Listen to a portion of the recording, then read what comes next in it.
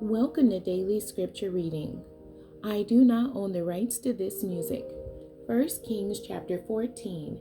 This is the Amplified Version. Ahijah prophesies against the king.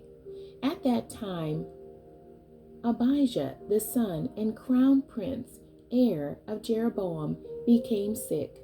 Jeroboam said to his wife, "Please get up and disguise yourself, so that people will not know that you are Jeroboam's wife, and go to Shiloh. Ahijah the prophet is there, the one who told me that I will be king over this people. Take with you 10 loaves of bread, some cakes, and a bottle of honey, and go to him. He will tell you what will happen to the boy." Jeroboam's wife did so. She got up and went 20 miles to Shiloh and came to the house of Ahijah. Now Ahijah could not see, because his eyes were dim from old age. And the Lord said to Ahijah, "Behold, the wife of Jeroboam is coming to inquire of you about her son, because he is sick. You shall say such and such to her, for when she arrives, she will pretend to be another woman."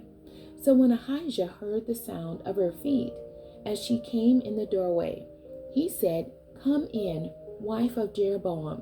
Why do you pretend to be another woman?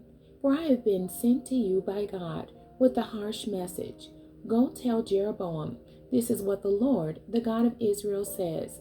Because I exalted you from among the people and made you leader over my people Israel, and tore the kingdom away from the house of David and gave it to you.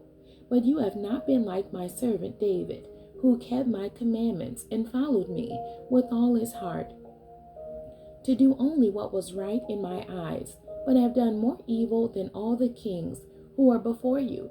For you have gone and made for yourself other gods and molten images to provoke me to anger, and have cast me behind your back.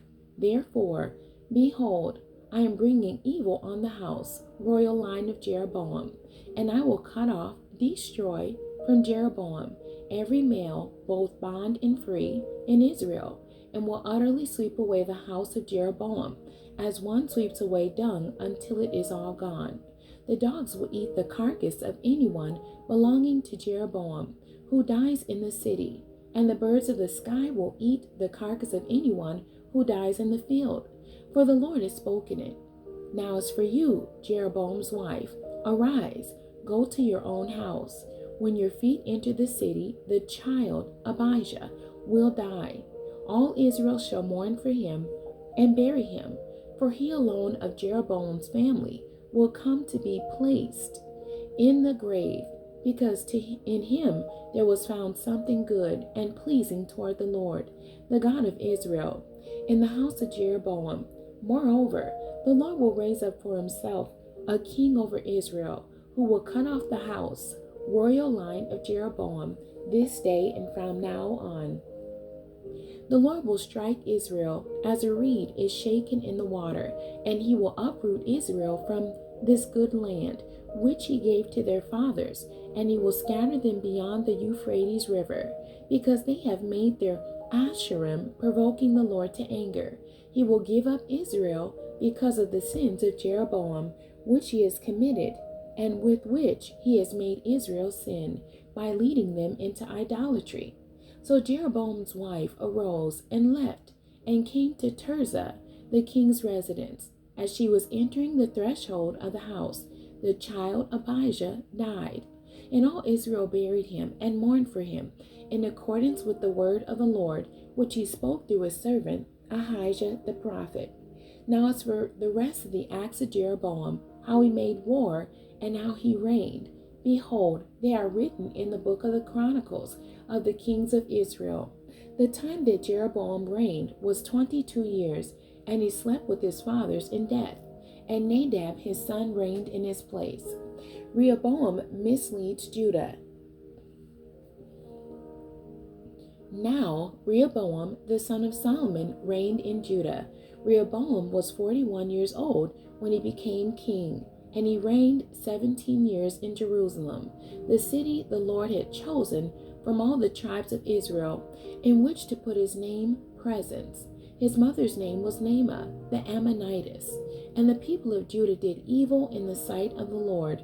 They provoked him to jealousy, more than all that their fathers had done, with their sins which they had committed. For they also built for themselves high places, to worship idols, and sacred pillars, and Asherim, for the goddess Asherah.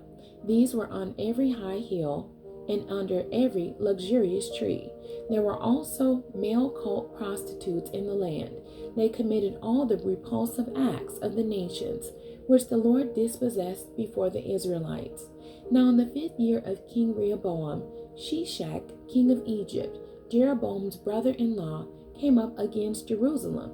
He took away the treasures of the house, temple of the Lord, and the treasures of the king's house. He took away everything. He even took all the shields of gold which Solomon had made.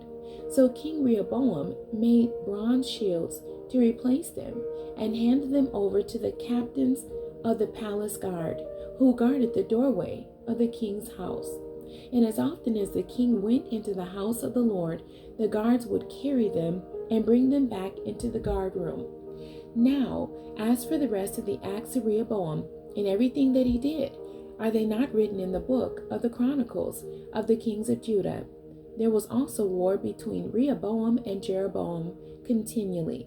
And Rehoboam slept with his fathers in death, and was buried with his fathers in the city of David. His mother's name was Naamah the Ammonitess. Abijah his son, became king in his place. The end. God bless you, and thank you for joining me today.